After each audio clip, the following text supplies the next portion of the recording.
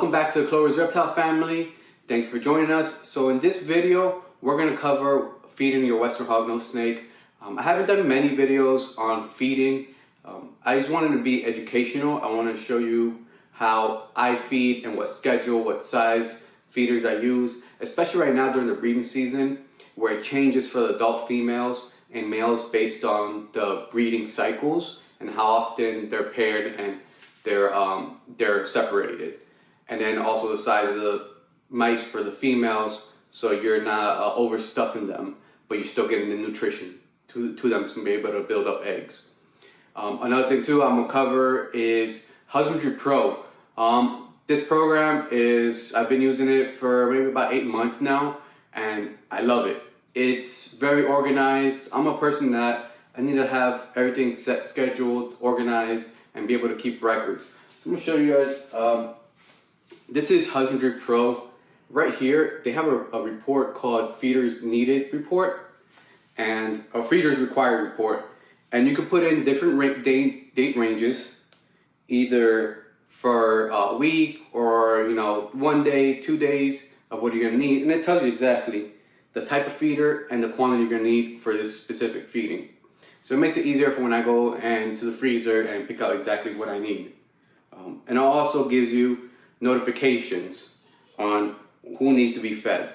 So when I open up my iPad in the mornings or I look it up on feeding days, I will have a notification saying, Husbandry Pro, you have a feeding notification. So that's another one. I'm probably gonna do an in-depth video on all the options Husbandry Pro provides, because I really enjoy it and I think it's gonna help a lot of people.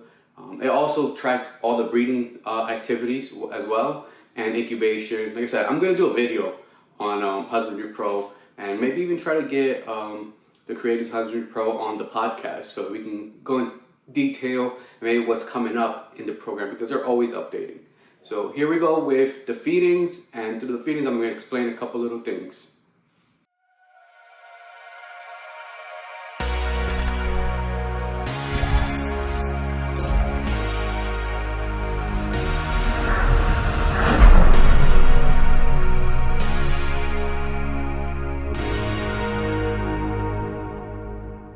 We're gonna start off with what we're feeding, and mostly we have, the largest size we have are hopper mice. For the adult females, I give them 2 to 3 each, especially now that they're building follicles. I don't wanna fill them up so much. And then we have some fuzzies and peach fuzzies for males and the smaller females.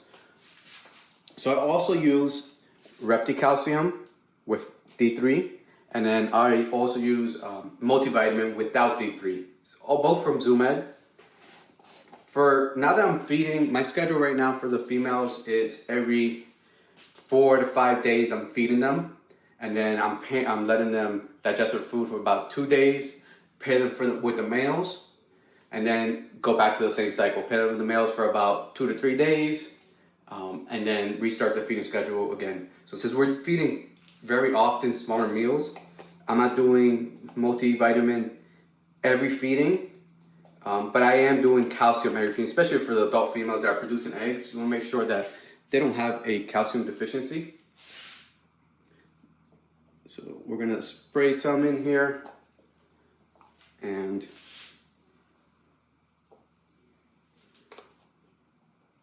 make sure they're all just coated very well. So starting off with our RB female that isn't gravid, but definitely has been breeding this season. And she will eat anytime you give her food. If you see, she's very food motivated. And that's a hopper. I'll give her between 2 or 3, depends on how much she wants to eat. So while she eats that one, I'm gonna move on to the next female.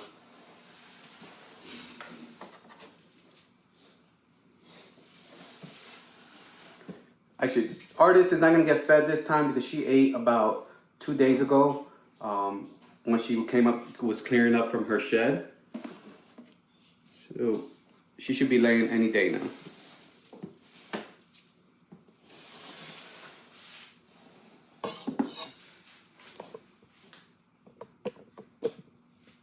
This is the purple line albino female.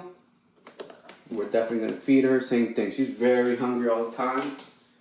Now that she is starting to become gravid and gaining weight.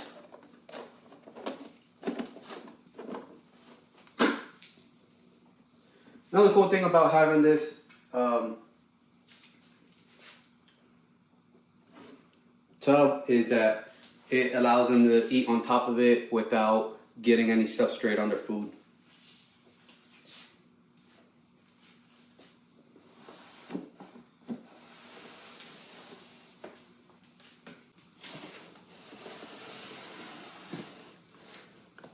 This girl is the sable female. She's actually deep into pre-lay shed. I'm gonna see if she's gonna eat. She might not eat, but I wanna offer her anyways to make sure she keeps all the nutrition and is be able to provide the best eggs that she can.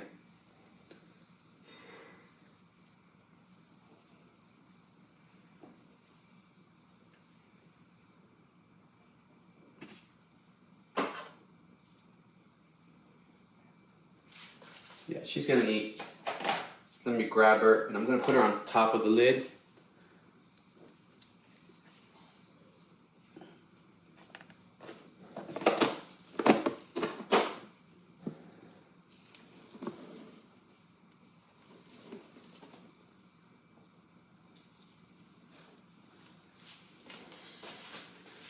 Sometimes these females, when they're normally in shed, they're not eating. But since they're in pre-lay shed and they're taking a lot of energy and nutrition to the eggs, they're eating every time I put a mouse in front of their face.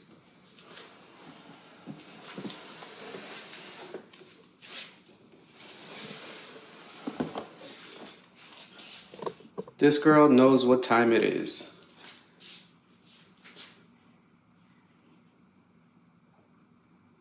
Another great eater.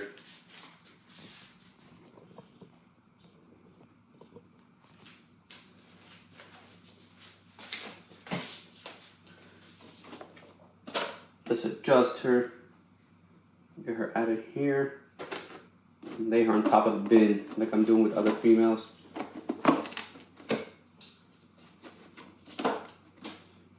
It's funny that she actually popped her bin open when she saw that I was feeding.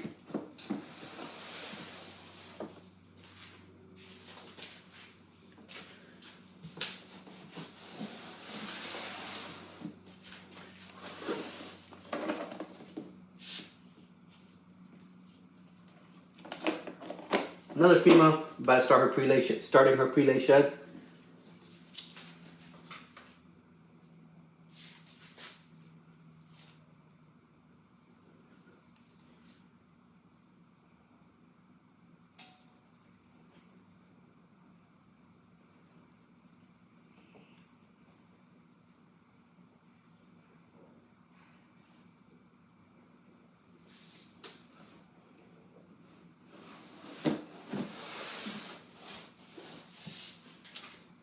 And now we're just gonna move up through the other females and give them more mice and see how many they take each. Here we have the superconda female, and here she comes.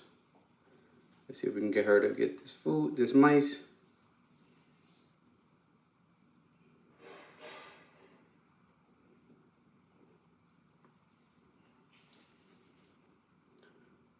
There we go. Great eaters.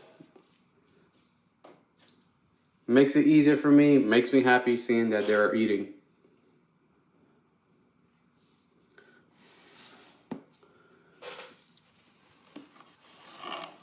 So let's lay her on top of the bin like we did with other ones. And move up to the next ones. Here we got the albino females.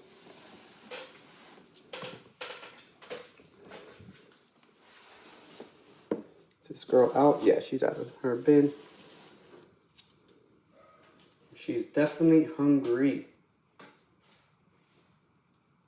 It's great when all hognoses are hungry.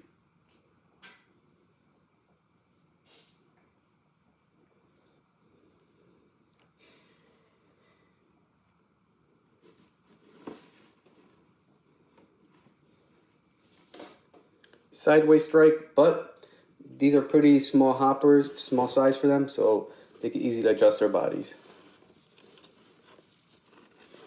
Let's get her on top of here, get some of the substrate off so she doesn't eat it all.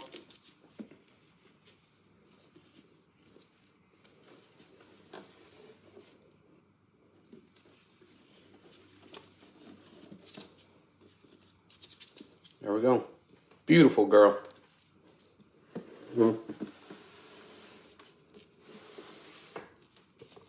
Okay, our last female, adult female that is breeding.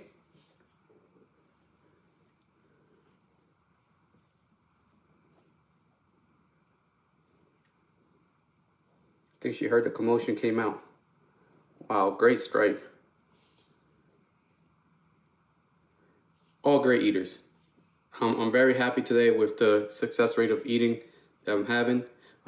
Now we're just gonna go down the line again and keep feeding these female more hoppers until they're fully full.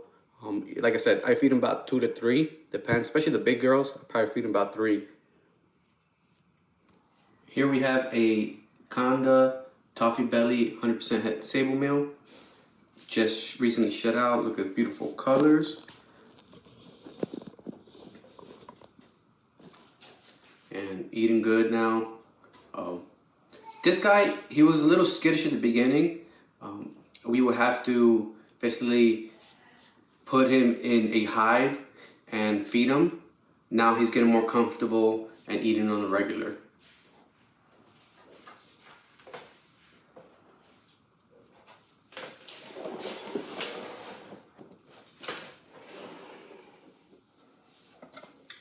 Here's another really nice guy.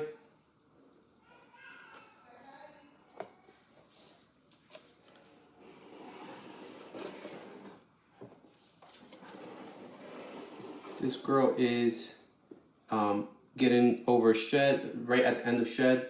So actually, let's see if she'll eat.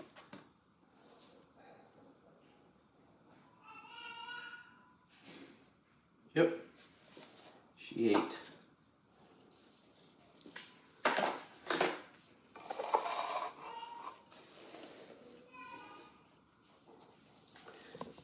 always like to move them out of the substrate to try to limit how much substrate gets stuck to the mice, and hopefully they don't ingest it. Yeah, so she should shed out here in the next day or so too. This male didn't eat. Clover, he didn't eat today, but he's still doing good. He's been eating pretty well through the whole breeding season, so I'm not too worried about him. That's another thing too. If you have, especially males that don't feed well, or maybe skip some feedings. This guy just ate. If you guys can see, the calcium's all smeared all over his tub. So he ate. See, that's a nice lump on his belly. Not too big, but it's noticeable that he did eat.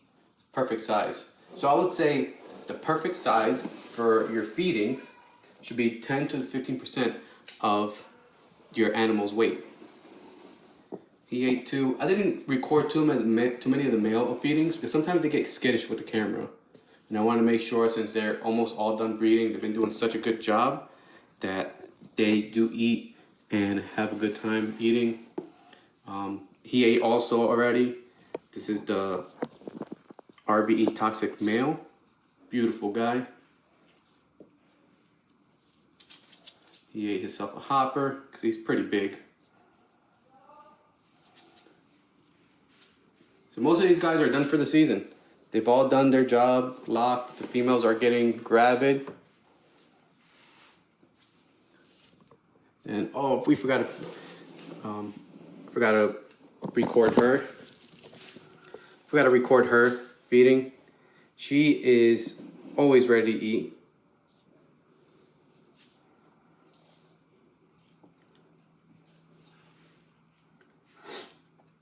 Beautiful. You see her?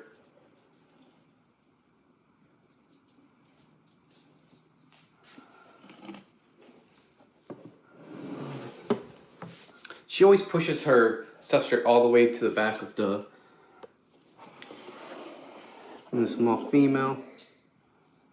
Beautiful. She's not feeding today. It's not her turn to feed.